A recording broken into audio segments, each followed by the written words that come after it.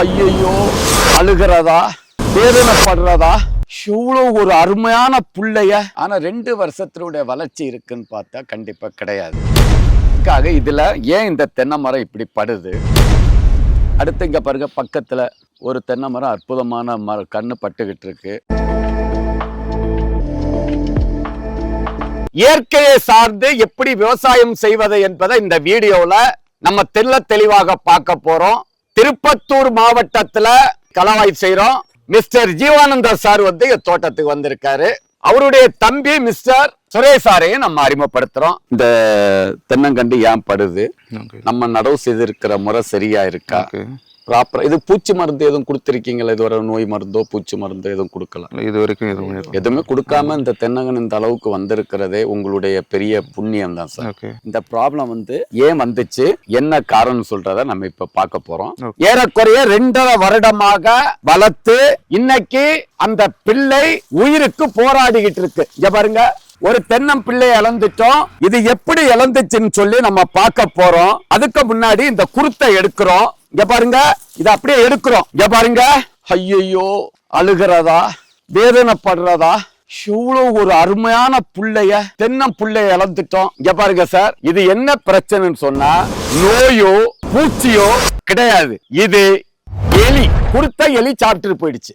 ரோடன்ட்னு சொல்றது. இது நோய் கிடையாது. அப்ப புத்திசாலித்தனமாக இந்த பெருச்சாலிய உடனடியே கட்டுப்படுத்துவதற்கான வழியை உடனடியே இறங்கிருங்க. அப்ப பெருச்சாலியை கட்டுப்படுத்துற எப்படின்னு சொன்னா, பெருச்சாலியை பிடிக்கிறதுக்கு கூண்டு இருக்கு, இங்க உள்ள கடைகள்ல கிடைக்கும். அதுல உயிரோட ஒரு கோழி குஞ்ச பிடிச்சு அந்த கூண்டுல கட்டிப்படுத்திட்டு போயிட்டேன்னு சொன்னா கோழி குஞ்ச வேகமா பிடிக்க வந்துருவாங்க ரோடன்ட், அந்த பெருச்சாலி. அப்படியே டிராப்புக்குள்ள விழுந்தாது. இங்க பாருங்க விவாஸ், எலி தோன்றுன மண்ணை பாக்குறோம். இங்க பாருங்க, 2 அடிக்கு போயிடுச்சு. இப்ப இத கண்ணை எடுக்கிறோம். வளர்த்த புள்ளைய இந்த பெருச்சாலி நம்ம காயடிச்சிருச்சு. இங்க பாருங்க, எங்க டேமேஜ் பண்ணிருக்கான் பாத்தீங்களா? இந்த பாருங்க, ஓட்ட போட்டுட்டான். போட்டு 2 வருடம் கஷ்டப்பட்டு வளர்த்த புள்ளைய ஏதோ இந்த பெருச்சாலி முதலீடு போட்டது மாதிரி இந்த தென்னம் பிள்ளைய அழிச்சிட்டான். மாட்டுக்கண்ணு எப்படி வைக்கணும்னு சொன்னா, இத மாதிரி குழி எடுக்க, எண்ணெய் எடுக்காத வேப்பம் புண்ணாக்கு 1/4 கிலோ 1/2 கிலோ 20 கிராம் பூம்பும் பூஸ்டர். அடுத்து இதோட காஞ்ச குப்பை சாணி இருந்தா கொஞ்சம் போடுங்க. எல்லாத்தையும் மிஸ் பண்ணணும். எல்லாத்தையும் மிஸ் பண்ணிட்டு 2 வருடம் வளர்ந்த கண்ணு வைக்கணும். சின்ன கண்ணு வைக்க கூடாது. இதே மாதிரி பசுமை பூமியில 2 வருடம் வளர்ந்த கண்டு இருக்கும். இப்படி இதோட பெருசா இருக்கும். 15 அடி ஹைட் இருக்கும். இவ்வளவு தண்டு கணம் இருக்கணும். இத வாங்கி இதுக்குள்ள நட்டுருங்க. நட்டுட்டு இந்த மண்ணை எல்லாத்தையும் போட்டு மிதிச்சு தண்ணி வெளியில கொடுக்கணும். ஒரு குச்சி கட்டணும், அசையக்கூடாது காத்துல. பெரிய குச்சி குருத்து வரைக்கும் சுத்தி கட்டி தண்ணி ஒரு வாரத்துக்கு 2 தண்ணி 3 தண்ணி விட்டு வந்து 3 மாதம் கழிஞ்சதும் அந்த கம்பை எடுத்துடணும்.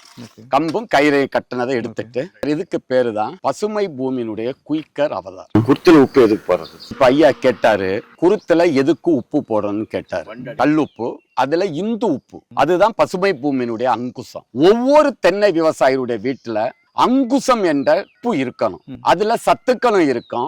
ஐயா சொன்ன மாதிரி எலி, பெருச்சாலி, மரநாய், வண்டுகள், பூச்சிகள் வரக்கூடாதுன்னு சொன்னா ஒவ்வொரு மாதமும் 100 கிராம் அந்த அங்குசத்தை குருத்து மட்டை இடுக்குகள்ல போட்டுட்டே வந்தா வண்டு, நோய், பூச்சி, பெருச்சாலி எந்த பிரச்சனையும் வராது. நம்முடைய பாரம்பரியமா தென்னை விவசாயிகள் வந்து ஐயா சொன்ன மாதிரி இந்த உப்பு தான் போடுவோம். இது தப்பு இல்ல. கல் உப்பு நீங்க எத்தனை நாளைக்கு ஒருக்கா போடுறீங்க? இப்ப 1 மாசம் ஆகுது போட்டு. எல்லா செடிக்கும் கொடுத்துல இவ்வளவு போட்டு ஒவ்வொரு மாதமும் இதோட மணல் கலந்து போடலாம். இது வந்து சோடியம் குளோரைடு. அந்த அங்குசம் சொல்றது எப்படி யானை பாகன் யானையை கட்டுப்படுத்துவதற்கு அங்குசத்தை யூஸ் பண்ற மாதிரி, அங்க அங்குசம் உப்புல சத்துக்கள், இரும்பு சத்து, மெக்னீசியம், மேங்கனீஸ், சோடியம், குளோரின், வளர்ச்சி ஊக்கிகள் எல்லாமே இருக்கிற மாதிரி இத மாதிரி வெள்ளையா இருக்காது. அது இந்துப்பு மாதிரி இருக்கும். அங்குசத்தை எடுத்து மட்டை இடுக்குகளை ஒவ்வொரு மாதமும் போட்டுட்டு வந்தா கண்டிப்பாக எந்த வண்டு பிரச்சனையோ எலி பிரச்சனையோ வராது. காண்டாமிருக வண்டு குருத்தை கடிச்சு அது சாப்பிட்டு போன போது அடியிலிருந்து வளைஞ்சு வரும். காண்டாமிருக வண்டினுடைய பிரச்சனை. காண்டாமிருக வண்டு தென்னங்கண்ணை அவ்வளோ ஈஸியா சாகடிக்காது, வளர்ச்சியை தடைப்படுத்தும். தூர்கிட்ட தண்ணி போக கூடாது. தண்ணி வந்து தூர்கிட்ட பாஞ்சாலே சார் தென்னை மரம் காத்துல அசைவு கொடுக்கும். வறட்சியை தாங்காது, பூச்சி நோய்களுக்கு அடிமையாகும். தண்ணி 3 அடிக்கு வெளிலதான் பாயும். வேலி ஓரம் மரச்செடிகளும் நடுங்க. தேக்கு, அகோகனி, ஆப்பிரிக்கன் தேக்கு, கருங்காலி, வெள்ள சந்தனம். அது வச்சா இதுக்கு தண்ணி பத்தாம போயிடும் வைக்காதீங்கன்றாங்க, அது உண்மைங்க? தென்னை மரத்துக்கும் தண்ணி அதிகம் தேவையில்லை, மரப்பயிர்களுக்கும் தண்ணி அதிகம் தேவையில்லை. மரப்பயிர்களுக்கு உயிர் தண்ணியை கொடுத்து 1 வருஷம் 2 வருஷம் வளர்த்து விட்டா அது மேக கூட்டங்களை உற்பத்தி செய்து தோட்டத்தை குளிர்ச்சியா வைக்கிறது மட்டுமல்ல, மேகத்தில் இருக்கிற மேக கூட்டங்களை ஈர்த்து மழையும் பெய்யும். ஒவ்வொரு விவசாயியும் 3 வகையான வருமானங்களை எடுக்கணும். இந்த தென்னை மரத்தை சுத்தி வாழையோ, இந்த மண்ணில கத்தரிக்காய், மிளகாய், நாட்டு தீவன செடிகள், ஒரு 10 பசுமாடு, இந்த தோட்டத்துக்குள்ள தட்டப்பயிறு, உளுந்து, தோர, கடலை, எல்லாத்துக்கும் ஸ்பிரிங்க்லர் வைங்க. 5 ஏக்கர்ல 3 ஏக்கர் கடலை, 1 ஏக்கர் உளுந்து, 1 ஏக்கர் தோர, 1 ஏக்கர் பாசிப்பயிறு, 1 ஏக்கர் தட்டப்பயிறு. ஒண்ணுக்கு விலை இல்லாட்டு ஒண்ணு கை தூக்கி விடும். தேங்காய் வருமானம் உங்களுக்கு. மரச்செடி பேங்க் டெபாசிட். அடுத்த உங்க தலைமுறை கடந்து பேர் நிலை பெறணும் சொன்னா நீங்க மரப்பயிர், வேலி ஓரம், தேக்கு, மகோக்கனி. இப்ப நிறைய ரேர் ஃப்ரூட்ஸ் மெக்கடோமியா, இன்னைக்கு 1 கிலோ 2 லட்சம் ரூபாயா மெக்கடோமியா, ரெம்புட்டான், எல்லா மரச்செடிகள் பழச்செடிகள் எல்லாம் வச்சிருங்க. ஒரு பயிரை நம்பி இருக்க கூடாது. மேல் மண்ணை வறண்டி தூருக்கான இங்க பாரு, அணைச்சிட்டமா, இப்படி அடைச்சிட்டமா வட்ட பார்த்து. இதுலதான் குப்பை போடணும், உரம் போடணும். உரம் என்னென்ன போடணும் எழுத சொல்லவா? 6 மாத்திக்கு ஒருக்கா ஆட்டரு, கோழி எரு 10-20 கிலோ போடுங்க. எண்ணெய் எடுக்காத வேப்பம் புண்ணாக்கு 6 மாத்திக்கு ஒருக்கா 1/4 கிலோ. பூம்பும் பூஸ்டர் வேர் வளர்ச்சிக்கு 6 மாத்திக்கு ஒருக்கா 10 கிராம். கற்பக ஆர்கானிக் கலப்போறோம் 6 மாதத்துக்கு ஒருக்கா 1 கிலோ. மண்ணின் வைரம் 100 கிராம். ஐயா சொன்ன மாதிரி குப்பை சாணியை போட்டுட்டு தண்ணி பாயும் போது மேலோட்டமா போடுறோம். ஒவ்வொரு மாதமும் அங்குசத்தா 100 கிராம் மட்டை எடுக்கிறத போடுறோம்.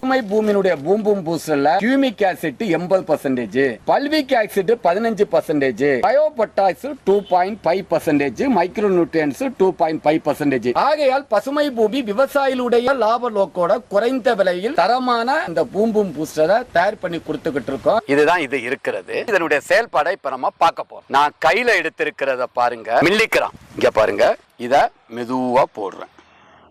இப்ப எப்படி வேலை செய்யுதுன்னு பாருங்க. இதுதான் வேர் வளர்ச்சியை தூண்டி பயிர்களுக்கு வறட்சி, கோடையில தண்ணி பாய்க்க முடியலையா, பூம்பும் பூஸ்டர் போட்டா வறட்சியை தாங்கும், பூச்சி நோய்க்கு எதிர்ப்பு திறன், காய்கறிகள் டேஸ்டா இருக்கும். ஆல் இன் ஒன், எல்லா பயிர்களுக்கும் மட்டுமே உள்ளடக்கியது. இதை வாழை, ரப்பர், காபி, நெல்லி, தேயிலை, பூச்செடிகள், நிலக்கடலை, பாக்கு, காய்கறிகள், தென்னை, ஏலக்காய் போன்ற அனைத்து விதமான பயிர்களுக்கும்